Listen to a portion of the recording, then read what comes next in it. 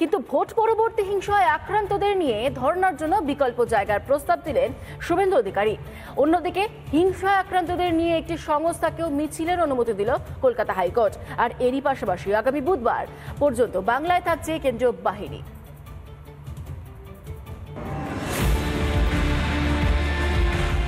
হাইকোর্টে অনুমতি মেলেনি রাজভবনের সামনে ধর্নায় বসার। তাহলে ভোট পরবর্তী হিংসায় আক্রান্তদের নিয়ে কোথায় ধর্না দেবেন শুভেন্দু অধিকারী?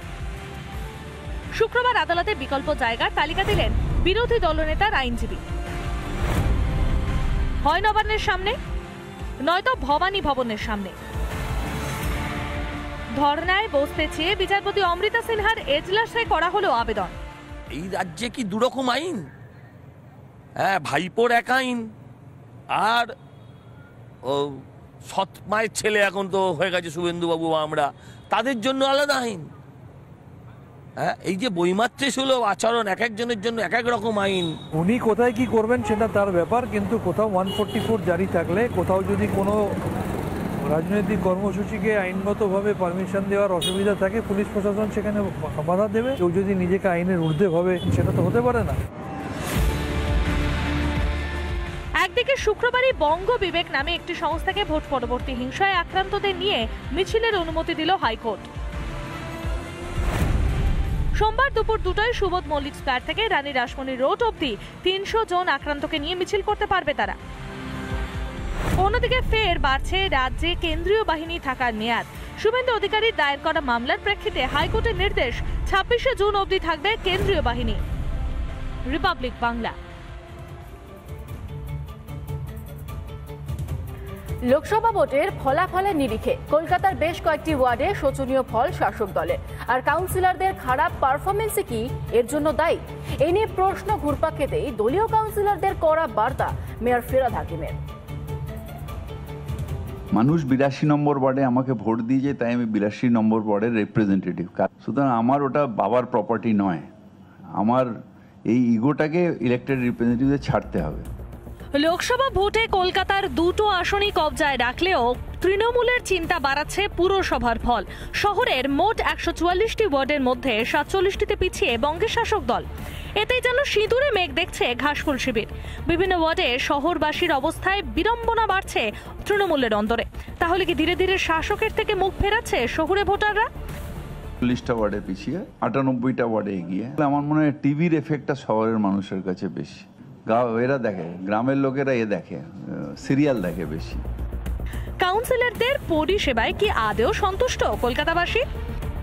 পরিষেবা নিয়ে কিছু হয়নি। পরিষেবা নিয়ে হলে 19-এ এর থেকে খারাপ রেজাল্ট হয়েছিল, আবার 21-এ হই হই করে সেই সব ওয়ার্ডে জিতেছে।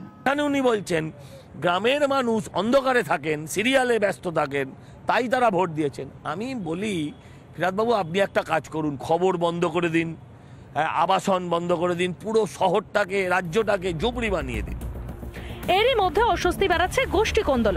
কসবা থেকে পাটুলি, কাউন্সিলরদের অন্তর্দ্বন্দ্বে বিদীর্ণ বঙ্গের শাসক দল। এই অবস্থায় কাউন্সিলরদের কড়া বার্তা দিলেন ফিরহাদ।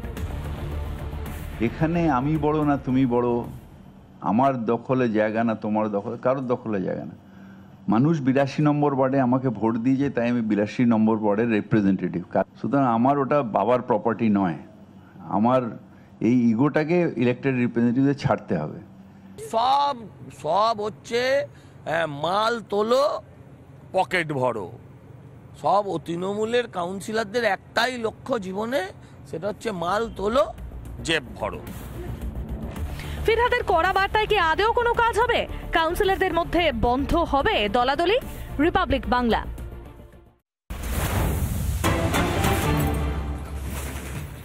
লোকসভা ভোটের ফলাফলের নিরিখে কলকাতার বেশ কয়েকটি ওয়ার্ডে শোচনীয় ফল শাসক দলের। কাউন্সিলরদের খারাপ পারফরমেন্সে কি এর জন্য দায়ী? আর এই নিয়ে প্রশ্ন ঘুরপাক খেতেই দলীয় কাউন্সিলরদের করা বার্তা মেয়র ফিরহাদ হাকিমের। যখন এই ভোট পরবর্তী হিংসার পর এরকম প্রভাব দেখতে পাওয়া যাচ্ছে, আপনাদের এবার ছবি দেখাবো, ঠিক পুরীর ছবিটা।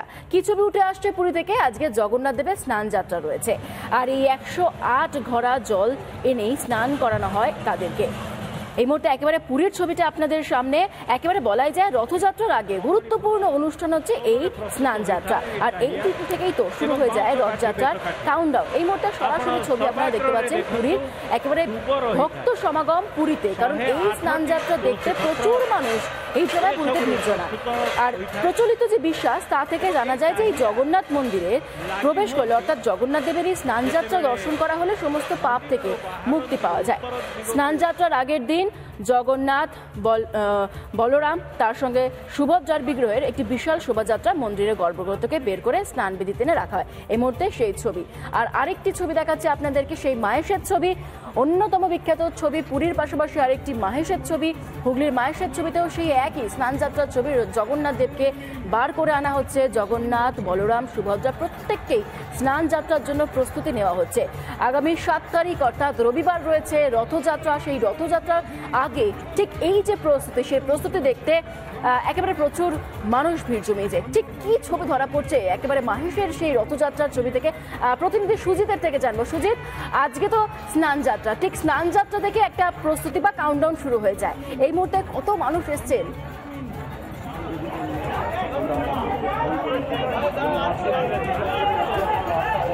দেখো ইন্দ্রিয়া, যেটি রথযাত্রা বলা যায়, পুরীর পরে কিন্তু মাহেশের যে মন্দির, সেই মাহেশের মন্দিরের যে রথ, সেই রথটাকেই ধরা হয়। আজ যে এইখানে যে স্নান যাত্রা হয়েছে, যেখানে জানা যাচ্ছে 1.5 মণ দুধ রয়েছে, 28 ভরা জল রয়েছে, সেই জল দিয়ে কিন্তু 3 বিগ্রহকে চান করানো হয়েছে। দেখতেই পাচ্ছ সেই ছবিটা যদি দেখায়, এখনো কিন্তু সেই 3 বিগ্রহের যে সাজ, অর্থাৎ সেই সাজ কিন্তু এখনো বেশ সাজ, সেই বেশ সাজ কিন্তু হচ্ছে, এবং তাকে তার যে নতুন জামা কাপড়, সেই কাপড় কিন্তু তাকে পরানো হচ্ছে। পাশাপাশি স্থানীয় যারা রয়েছে প্রচুর কিন্তু মানুষ, উল্টো দিকে যদি দেখা দেখতে পাচ্ছ মাহেশের যে মেন মন্দির, এটা হচ্ছে মাহেশের মন্দির। পাশাপাশি প্রচুর কিন্তু ভক্তরা এসছে সকাল সকাল, তাদের যে তারা যে স্নানযাত্রা দেখতে পাবেন। আমাদের সঙ্গে রয়েছেন এখানকার যিনি সম্পাদক, তার সাথে একটু কথা বলবো, এবং প্রধান সেবাই। আজ তো স্নান করানো হলো, কতদিন ধরে মন্দির বন্ধ? আজকে 628তম ঐতিহাসিক স্নানযাত্রা উৎসব মহাসমরায় আমাদের মাহেশে পালিত হলো। মাহেশের স্নানযাত্রা সব থেকে বিখ্যাত সারা ভারতবর্ষের মধ্যে। ভগবানের কথায় রইব মাহেশে তোমার সকাশে, আমি যে জগৎপতি, মাহেশেতে স্নানে উড়িষ্যায় ভোজনে, রবে চিরদিন খ্যাতি। মাহেশেতে স্নানযাত্রা সব থেকে বিখ্যাত। রথযাত্রা তো বিখ্যাতই। আজকে আমাদের বলা হয় জগন্নাথ মহাপ্রভুর জন্মদিন, আজকে আবির্ভাব দিবস এবং চন্দন যাত্রার উদযাপন দিবস বলা হয়। আজকে ওনাকে 28 গড়া গঙ্গা জল এবং 1.5 মণ দুধ দিয়ে ওনাকে স্নান করালাম, এবং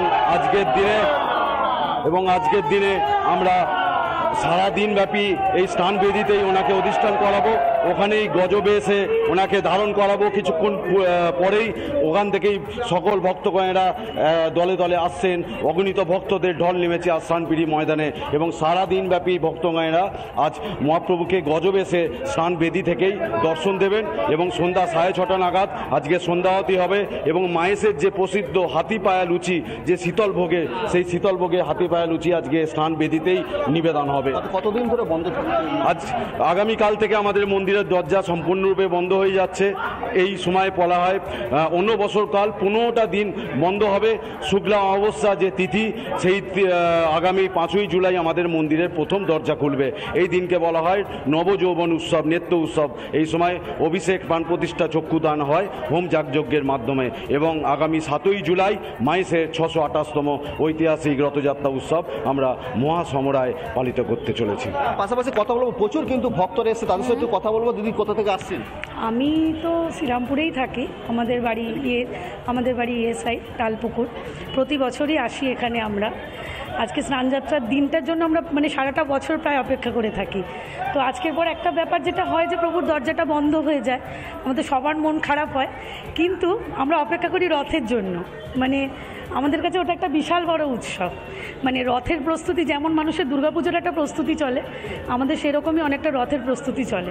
রথটা আসার আগে আমরা সেটা কীভাবে কী করব, কী করলে আমরা সেই আনন্দটাকে কীভাবে উপভোগ করব, সেটা বলার মতো কোনো ভাষা নেই আমাদের। সকাল সকালকে ওটা হয়তো ঘুম? হ্যাঁ, সকালকে আমাদের রাত্রে কোনো ঘুম নেই।